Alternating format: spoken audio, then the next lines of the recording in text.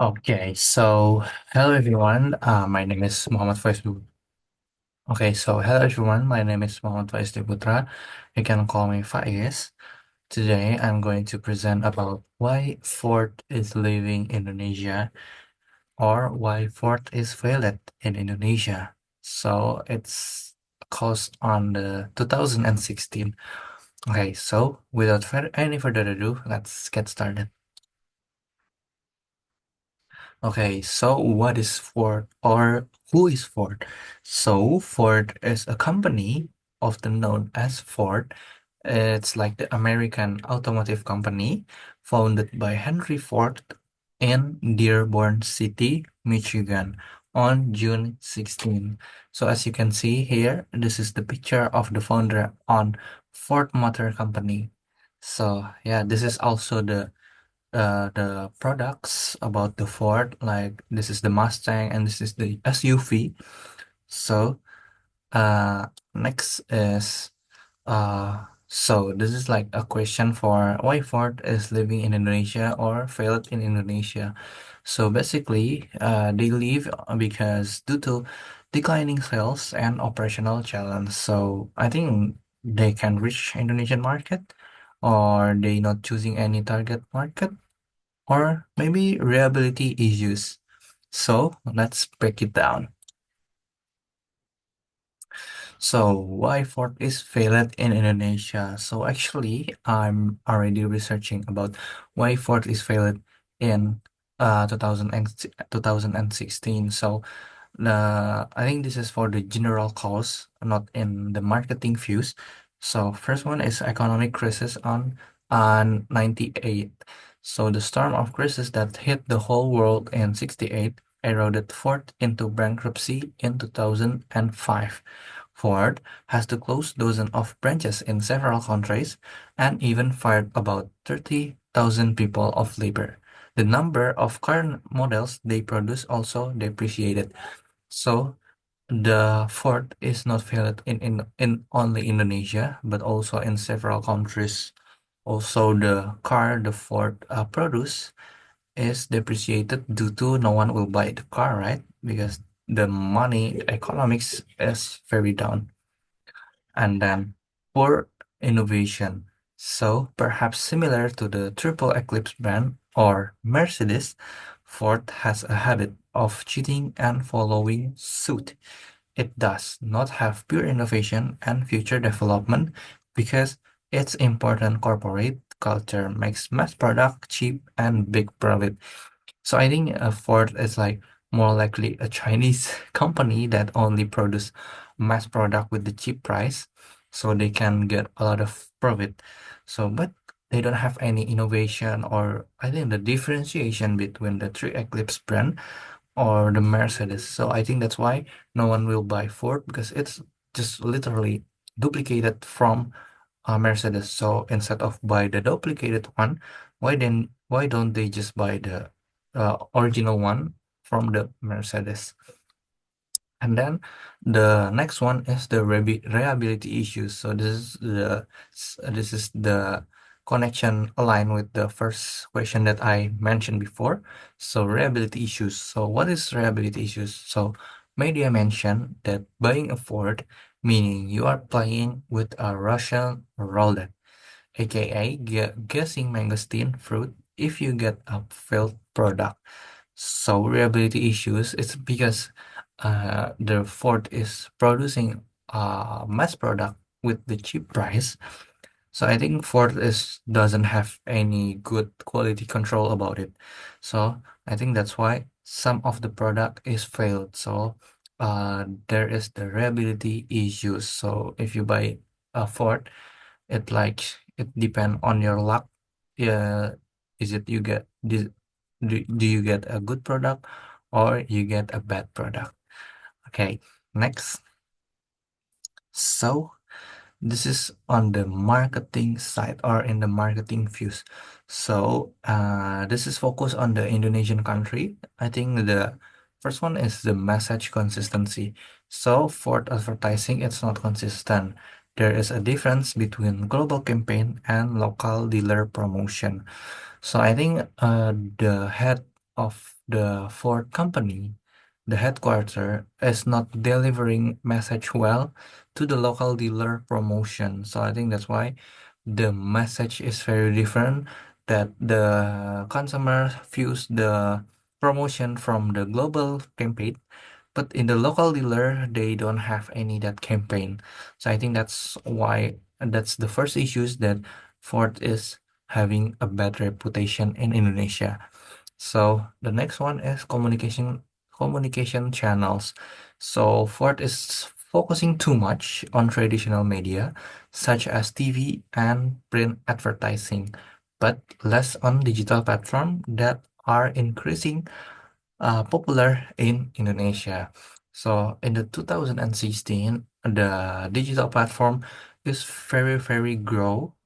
That's very fast, that everyone have a digital phone, so they can see information from the digital platform. But fourth is they focusing too much on the traditional media. I know there is still a bunch of people seeing on the traditional media, but in the 2016, most of the people is immigrate into the digital platform. So that's why I think the Ford is leave alone than the other brand, than their rival. And then the last one is the engagement and effectiveness. So Ford campaign was less interesting because the content was less interactive and not localized. So I think it's aligned with the first message consistency. So the engagement of Ford in Indonesia, I think they got beaten by their rival. So that's why the campaign it's not interesting at all. Also, the campaign is not localized to local dealer promotion. And okay, so I think that's the issues of Fort Whitefield in Indonesia in marketing side. And then this is the sales data from Gaikindo. It's like the trusted source of sales cars in Indonesia. So there is a model, and the sales on January and February only, because after that they leave Indonesia. So yeah, this is the February is the last one for sales on 2016.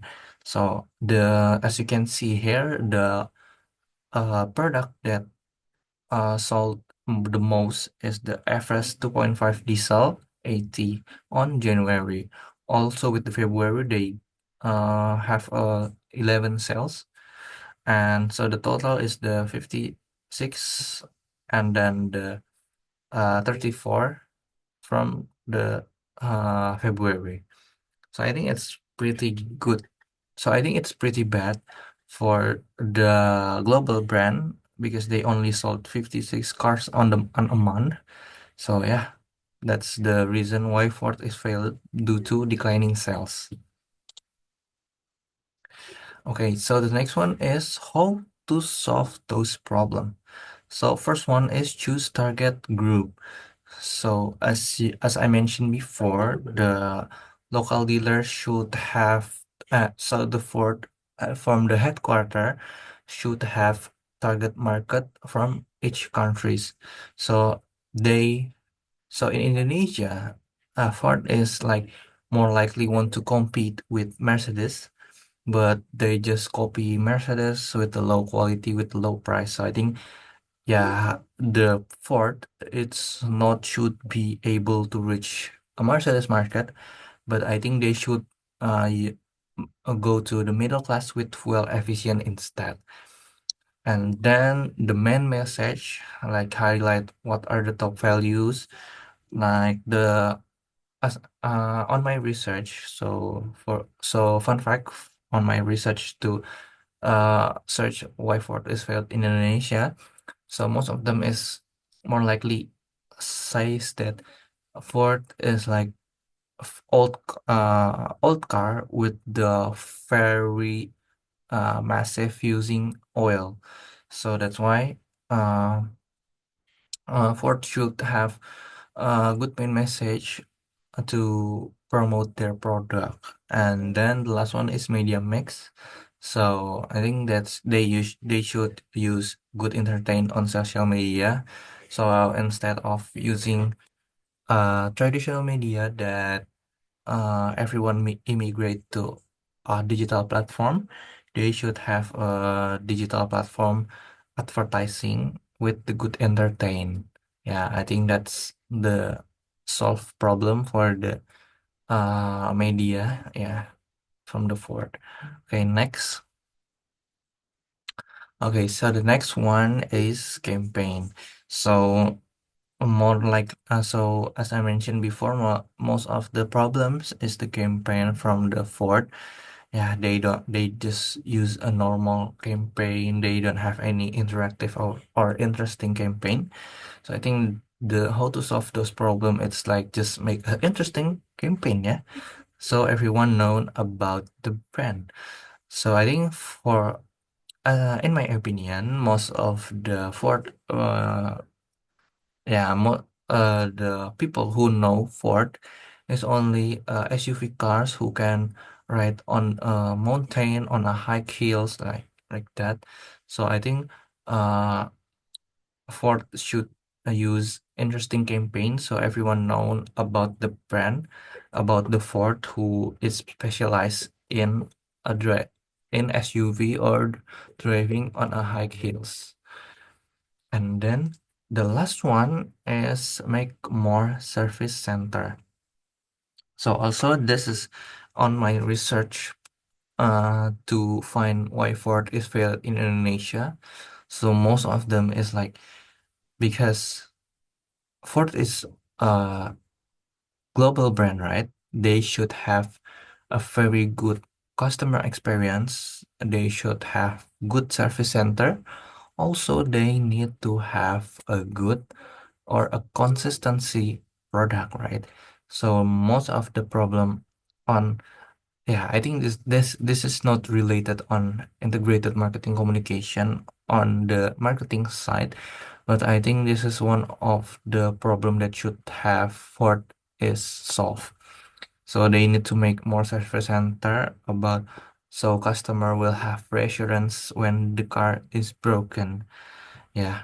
So yeah, on my like I'm searching on 5 to 7 website or journal. So yeah, they always the 7 of them mention that most of the Ford car in Indonesia is doesn't have a capable service center on every city. Yeah. All right.